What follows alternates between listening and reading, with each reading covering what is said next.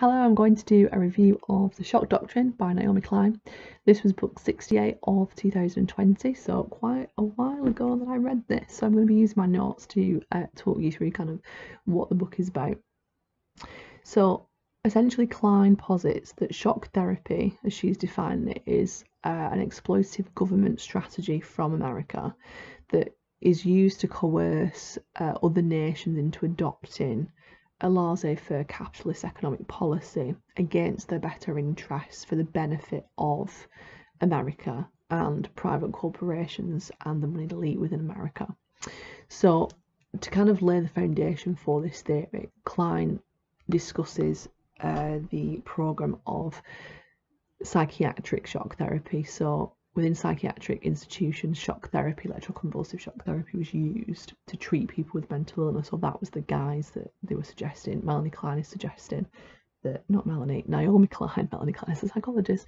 Naomi Klein is suggesting that they were using it to kind of see if it would work to break down a person's like identity and kind of things like that, to provide a blank slate that they can then build upon. So in terms of mental illness, if someone is behaving in ways which are not considered to be socially acceptable, they can give them electroconvulsive therapy, they can become a blank slate, and they can be, rehabilitated into behaving appropriate for society.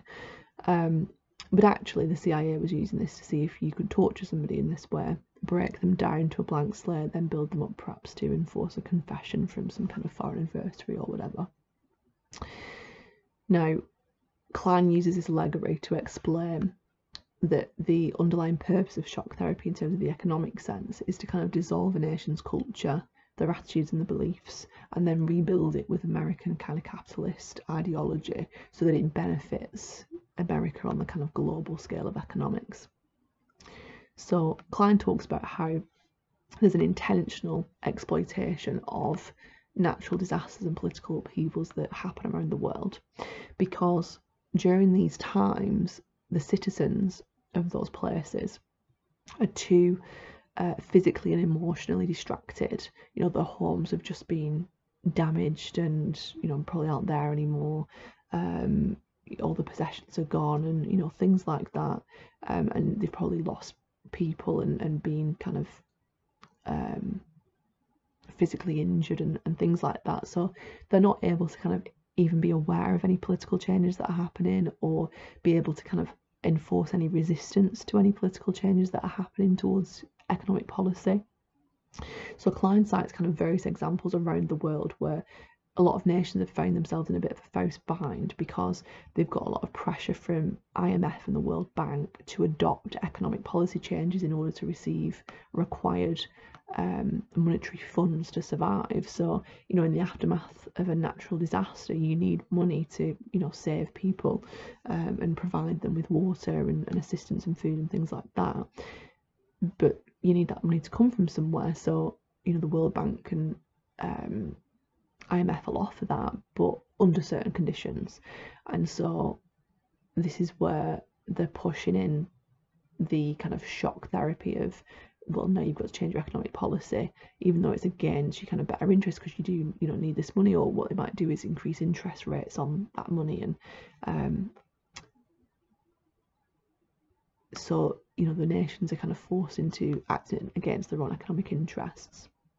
Now, the American government have also got lots of kind of Chicago schools of economics that adopt Milton Friedman's economic ideology of neoliberal free market policies.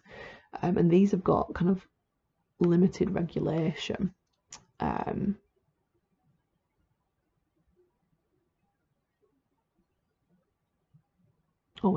neoliberal free market policies have limited regulation. I've not put a comma in my written review. But essentially what their aim is to infiltrate political institutions and provide biased economic advice to leaders of foreign nations. So they kind of like go in and offer economic advice, but it won't be in the best interest of the nation. It'll be in the best interest of America, because it's coming from the lens of believing that freedom in economics is the best one, when there are other economic principles out there that are against Friedman's kind of economic beliefs and ideology. Klein also talks about how the CIA was instrumental in funding the 1973 coup in Chile, because it disagreed with the current socialist government, where natural resources would be under state ownership rather than being exploited for profit by businesses. So essentially what it's suggesting is that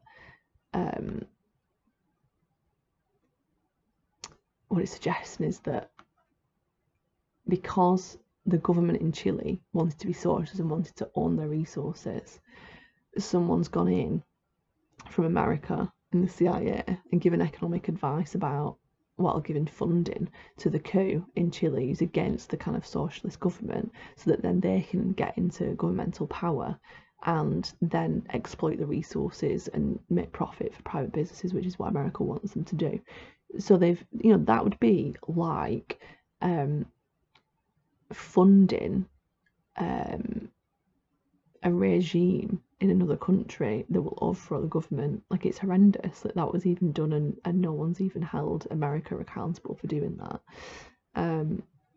Klein also talks about how in Poland the left-leaning trade union of Solidarity won the elections in 1989, but due to pressure from the IMF, it ruined their own economy because of the decisions that they had to make.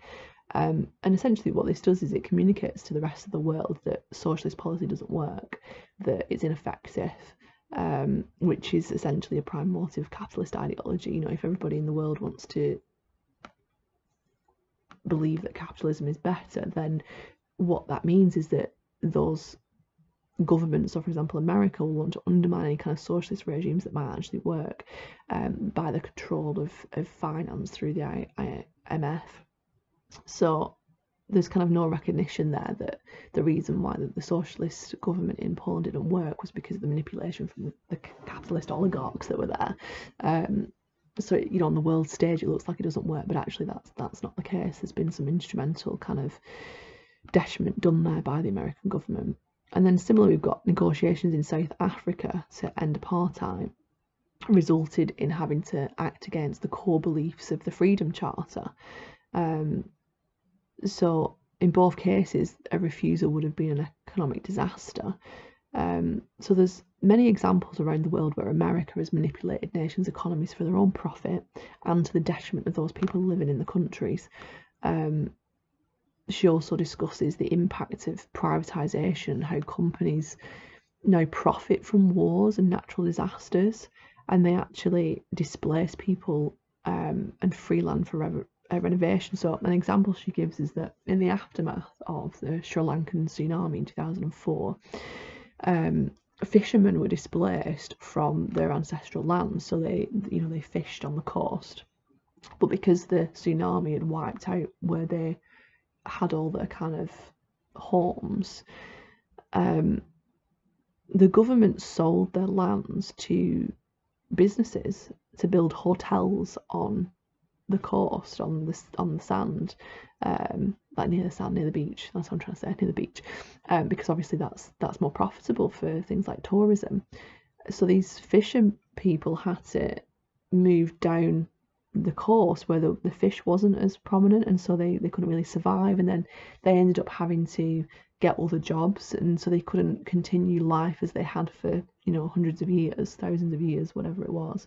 And so again, for private business, it's damaging the kind of culture and national identity of those places, and ruining people's livelihoods just in the interest of profit and people having a nice holiday in Sri Lanka. Other cited examples include things like Hurricane Katrina, and things like the rebuilding of the infrastructure, and also after the Iraq War, where private companies would go in and rebuild, and charge more money to the government to build whatever it was they were building, the infrastructure, rather than providing work for the nationals who were unemployed due to the disaster and allowing them to make money that way. And then it would have been cheaper for the government overall to, you know, reinstate that kind of infrastructure. So all these kind of other nations are profiting. You know, they're going in there and acting like they're doing them a favour by going in and helping them rebuild, but they're charging them more because obviously they're using resources from other countries rather than using what's in the country already. And yeah, just like lots of people there are unemployed, not able to make anything of themselves, and probably not afford the houses that are being built because they've just lost everything. And so it's bamboozling actually that this is what's happening around the world. So it was a really frightful discussion of the power of those with money and their ability to kind of manipulate our economic system so that it allows them to forever profit at the expense of any other people that are lower down the social order. So, you know, sod the fishermen that are, you know, trying to live as they always have done. If it means that it's more profitable land for them for tourism and selling for private businesses and hoteliers, well then they'll find some way of doing it. So yeah, it was an interesting discussion. I enjoyed it. I gave it 3 out of 5 stars. I don't think that there was anything in there that was amazing because I would have probably given it a higher rating. But it was something that was very interesting, particularly the things about, you know, economic policy being enforced on other places so that it looks like it's working as a capital, you know, as if the capitalist ideology system is working when actually it's not. I think there was other kind of sightings as well of examples of in Latin America. So yeah, it was an interesting discussion. I would recommend reading it for anyone that believes in capitalism because it was definitely you know, suggesting that we shouldn't just agree with the current economic system.